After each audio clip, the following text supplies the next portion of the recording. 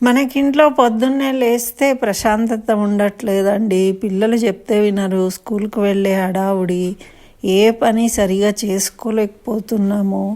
Time అయిపోతూ ఉంటుంది, పిల్లలు చెప్తే వినరు.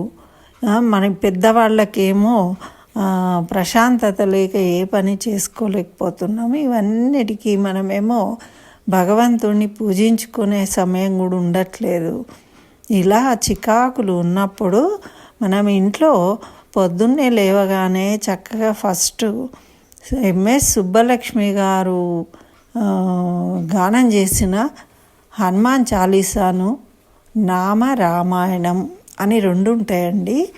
వీటిని చక్కగా పెట్టుకొని అవి వింటూ మీరు మీ పనులు చేసుకోండి. ఆ శ్రవణము అనేది భక్తి మార్గాలలో మొదటిదండి. అలా వింటూ ఉంటేనే మనము మొదట ఏంటి గోల డిస్టర్బెన్స్ అని అనేవాళ్ళు కూడా ఉంటారు.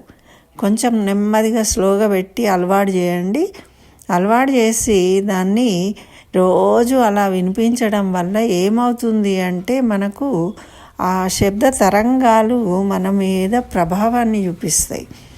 ఆ శబ్ద తరంగాలు ఎప్పుడైతే మన చెవిలోకి సోకుతూ ఉంటాయో మనం ఆటోమేటిక్గా ఏదైనా వింటూ ఉన్నప్పుడు మనము దాని మీద దృష్టి కేంద్రీకరించి మనశ్శాంతిగా పని చేసుకోగలుగుతాం. అలా వింటూ అలవాటైతే కొన్ని రోజులకు దాంతో పలకడానికి ప్రయత్నం చేస్తాం, స్మరించడానికి. అదేవిధంగా రామనామం అనేది మన చెవిన సోకితే రోమాన మనలో ఉన్న నెగటివ్ అంతా వెళ్ళిపోతుంది, పరిశుద్ధులం అవుతాము అని మనకు పెద్దలు తెలియజేస్తూ ఉంటారు.